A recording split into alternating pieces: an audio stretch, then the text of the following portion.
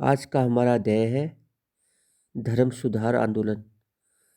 जैसा कि आपको पता है कि ये जो धर्म सुधार आंदोलन था, उसमें हम शुरुआत करते हैं एक अच्छी कोटेशन के साथ, क्योंकि बड़े क्वेश्चन से पहले हम ऊपर लिखेंगे एक कोटेशन या परिभाषा। तो वो कोटेशन या परिभाषा क्या है शुरुआत में धर्म सुधार आंदोलन के बारे में?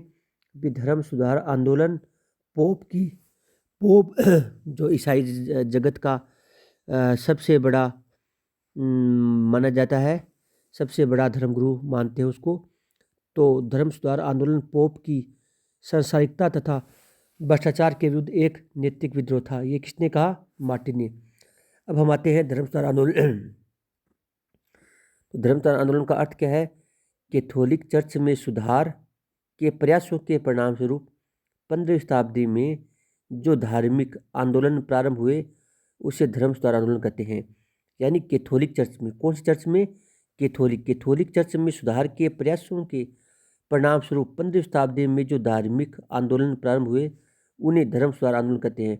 तो आपसे अर्थ पूछ सकते हैं भी जो धर्म सुधार आंदोलन है उसका शाब्दिक अर्थ क्या है? शाब्दिक अर्थ है कैथोलिक चर्च में। कौन सी चर्च में? कैथोलिक चर्च में सुधार प्रयासों के परिणाम स्वरूप, यानी कैथोलिक चर्च में जो सुधार करने के जो प्रयास किए गए थे उनके परिणाम स्वरूप 15वीं शताब्दी में जो धार्मिक आंदोलन प्रारंभ हुए उनको धर्म सुधार आंदोलन कहा जाता है। अब चर्च ईसाई धर्म के परंपरागत विश्वासों तथा आस्थाओं का प्रतीक समझा जाता था। यानी जो चर्च था वो ईसाई धर्म के परंपरागत विश्वासों और आस्थाओं का प्रतीक समझा जाता था। लेकिन मध्यकाल में होता था। लेकिन मध्यकाल में चर्च का संपूर्ण संगठन या कह सकते हैं कि चर्च में अनेक प्रकार के दोष आ गए। चर्च में अनेक प्रकार के दोष आ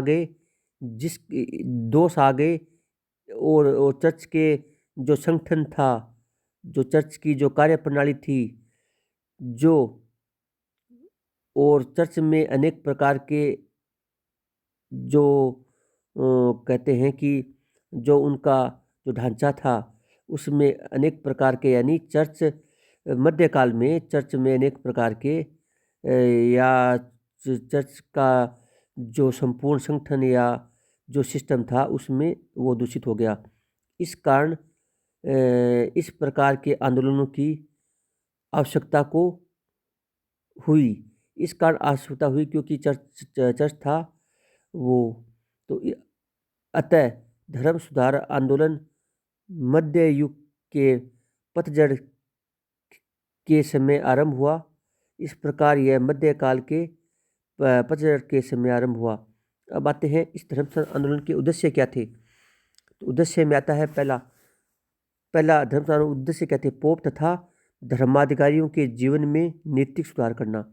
यानी जो पोप था, अन्य धर्म अधिकारी थे, उनके जीवन में नैतिक सुधार करना। दूसरा, चर्च की बुराइयों व भ्रष्टाचार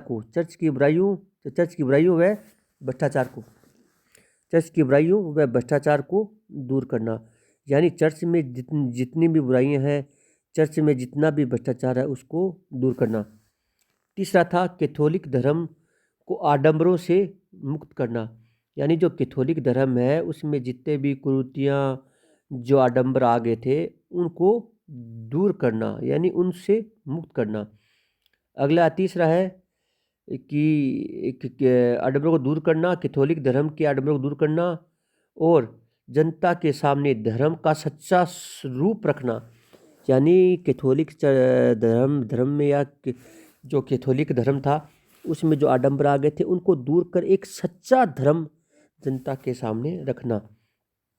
चौथा है जन साधारण में यह धारणा उत्पन्न करना कि केवल ईश्वर की कृपा से ही मोक्ष प्राप्त हो सकता है, पोप की कृपा से नहीं।